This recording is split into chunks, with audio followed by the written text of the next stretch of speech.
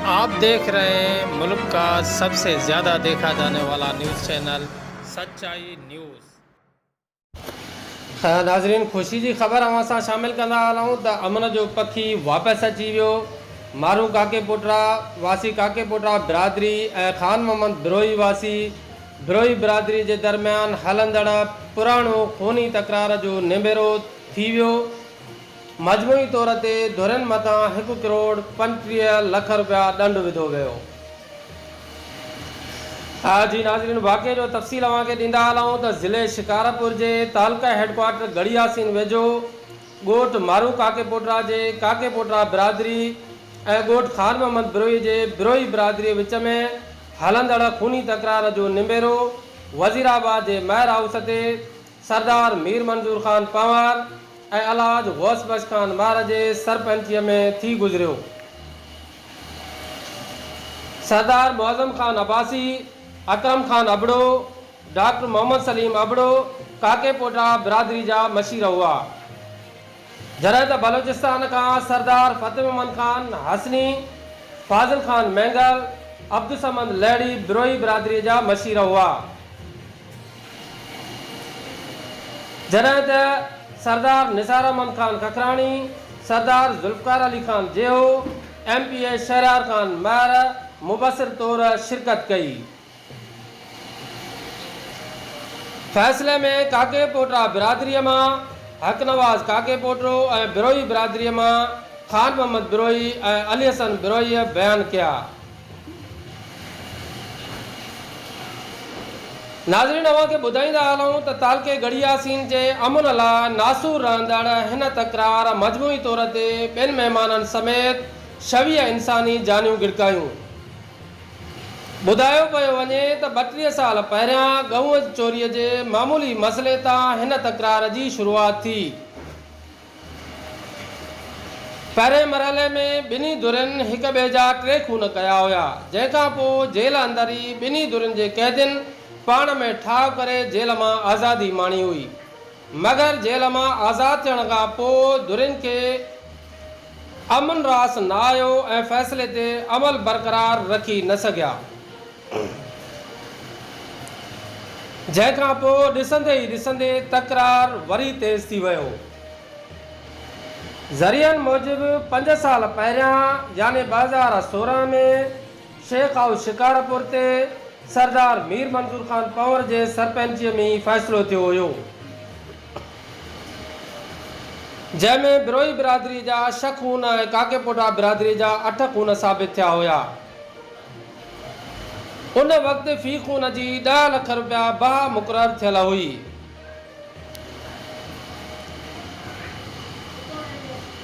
नाज़रीन, अव्हांखे ॿुधाईंदा हलूं त वरी बि धुरनि खे अमन रास न आयो ऐं थोड़नि ई ॾींहंनि में स्कूल खां मोटंदे काके पोटरा बिरादरी जे 3 छोकिरनि खे बिरोई बिरादरी जे माण्हुनि पारां अगवा वारी फैलिजंदड़ अफ़वाह थियल फ़ैसिले जी भंजकड़ीअ जो सबबु बणिजंदे वरी खूनी तकरार जी बाहि खे भड़कायो।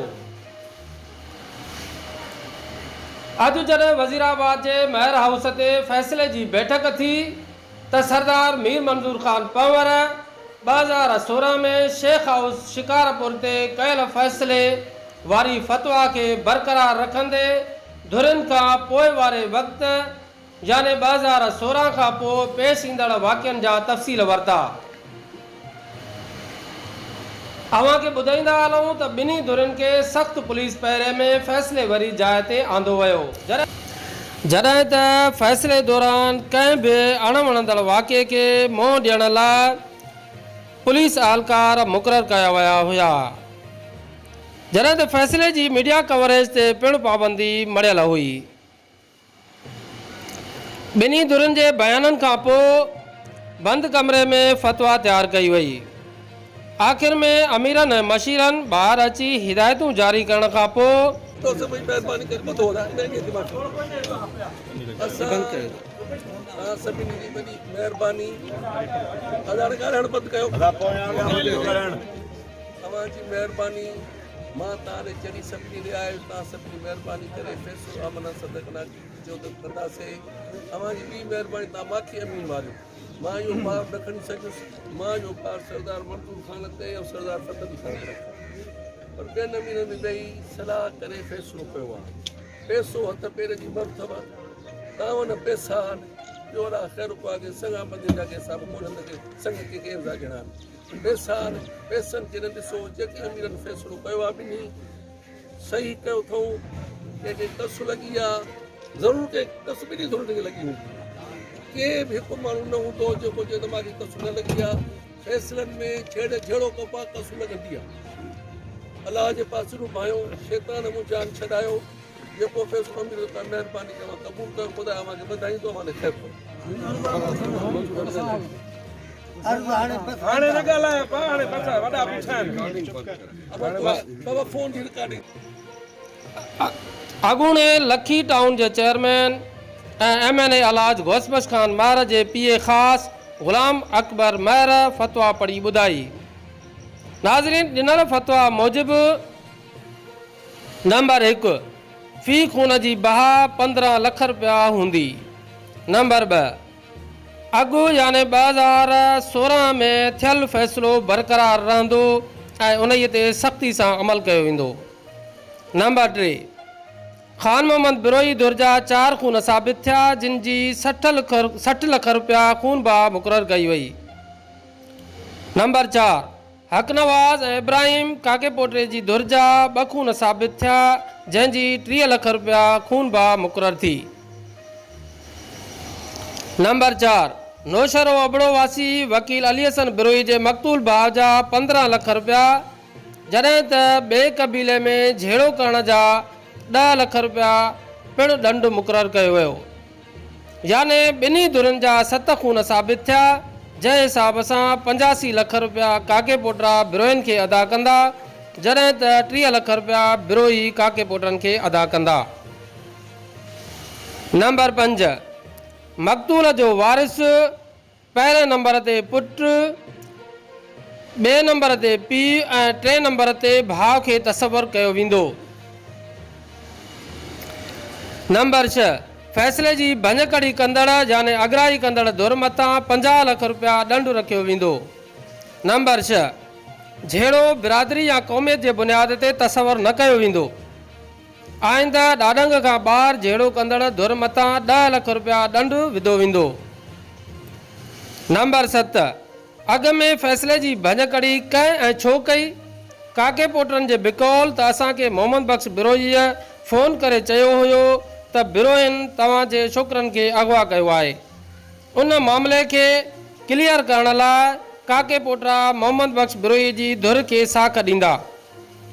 अगरि मोहम्मद बख़्श बिरोई जी धुर साख ते काके पोटरनि जे मौक़िफ़ जी ताईद कई त 20 लख रुपया बिरोइन ते ॾंड पवंदो। ॿी सूरत में फ़ैसिले जी भञकड़ीअ जा 20 लख रुपया काके पोटरा अदा कंदा। नंबर 8 पुलिस मुक़ाबले दौरान कोड़ो बिरोई क़तल थियो हुयो जंहिंजे क़तल जो इल्ज़ाम काके पोटरनि ते आहे। जंहिं क़तल जी काके पोटरनि मां 3 ॼणा साख ॾींदा। नंबर 9 वकील अली हसन बिरोई ऐं सोलंगी बिरादरीअ दरमियान थियल झेड़े जे थींदड़ फ़ैसिले दौरान काके पोटरा बिरादरीअ जा के बि 4 ॼणा साख ॾींदा त मक़तूल सोलंगी उन्हनि जो मुख़बिर हुयो या न। ॿुधायो पियो वञे त झेड़े दौरान हिकु सोलंगी क़तल थियो हुयो। सोलंगियुनि खे शक आहे त असांजो माण्हू काके पोटरनि जी मुख़बिरी जे इल्ज़ाम में बिरोइन क़तल कयो आहे। ॿिन्ही बिरादरियुनि पारां ॾिनल फ़ैसिले ॿिन्ही बिरादरियुनि पारां ॾिनल ज़ामिन फ़ैसिले खे अमल कराइण जा पाबंद हूंदा जॾहिं त ॿई धुरियूं ॾंड जी रक़म 3 महीननि अंदरि फ़ैसिले जे सरपंच MNA अलाज गौसबश ख़ान महर वटि जमा कराईंदा। फ़ैसिले जी फ़तवा ऐं ख़ैर जी दुआ खां पोइ धुरियूं पंहिंजनि घरनि ॾांहुं रवानियूं थी वियूं। अल्लाह हाफ़िज़ फ़ी अमान अल्लाह जाॾे पैर अल्लाह कंदो ओॾां ख़ैर। अमन थींदो साईं, स्कूल खुलंदा, अमन थींदो, माण्हुनि जो कारोबार खुलंदो, सभु रोज़गार कंदा, ख़ुशि हूंदा साईं। हर को रोज़गार कंदो, बेरोज़गार लॻा पिया आहिनि सभु कोई। जेको आहे त अमन थींदो त भली ॻाल्हि आहे न। अहिड़ा अमीर हुजनि साईं, फ़ाइदो वॾो फ़ाइदो आहे न साईं। रोज़गार में माण्हू लॻंदा, पढ़ंदा, स्कूल खुलंदा, हर शइ ॿार बच्चा। जेके 2-4 फ़ैसिला के थिया आहिनि जी, जी, उन ते अमल न थियो आहे, तव्हां छा था सम्झो त हिन फ़ैसिले ते केतिरे क़दुरु अमल थींदो, अलाह कंदो, थी वेंदो। असर सुठो असर पवंदो साईं, तमामु भलो। हिन फ़ैसिले खे कंटिन्यू रखण जे लाइ तव्हां छा था सम्झो? इंशाल्लाह थी वेंदो कंटिन्यू। हा, बरक़रार रहंदो। जी साईं, हीउ जेको फ़ैसिलो थियो आहे इन हवाले सां तव्हां केतिरो ख़ुशि आहियो? बिल्कुलु ख़ुशि आहियूं सभी। इहो अमीरनि जो वॾो हिकिड़ो भलाई आहे, ज़बरदस्त कमु थी वियो आहे, जेको इहो शोर शराबी ख़तमु था थियनि अल्हम्दुलिल्लाह। इन झेड़े जे करे जेकी बदअमनी हुई उन में उनखे अमन जे हवाले सां केतिरी पेश रखो? हा बिल्कुलु, हाणे वॾी फ़र्क़ु थी वेंदो, फ़र्क़ु पइजी जेको वेंदो। फ़ैसिलो थियो आहे इन ते केतिरे क़दुरु तव्हां इतमाद आहे? असांजो बिल्कुलु 100 रुपए जो इस्तेमालु आहे, बिल्कुलु हा सही थियो आहे जेको। जी जी, सुठा असर पवंदा, इलाइक़े में सुठा असर पवंदा, अमन थींदो, ॿिया माण्हू ॿुधंदा इंशाल्लाह इन फ़ैसिले ते आमदनी था, ॿिया बि माण्हू फ़ैसिलो कराईंदा ताकि तालुके में ज़िले में अमन थिए। इहो सभी लाइ ख़ुशी आहे, बारी आहे। हीउ जेको फ़ैसिलो थियो आहे ताज़ो उनजी फ़तवा बि ॿुधाई वई आहे, त उन जे हवाले सां तव्हां ॿुधायो त केतिरे क़दुरु बहितर फ़ैसिलो थियो आहे या को झोल आहे फ़ैसिलो? न बहितर फ़ैसिलो थियो आहे जेको असां इन। खैर नाज़रीन, मज़ीद ख़बरें और अपडेट्स के लिए देखते रहिए सच्चाई न्यूज़। आप हमारी खबरें किसी भी वक्त यूट्यूब, ट्विटर और फेसबुक पेज पर सच्चाई न्यूज़ स्पेल है SACHAI स्पेस NEWS लिखने के बाद सर्च करके देख सकते हैं।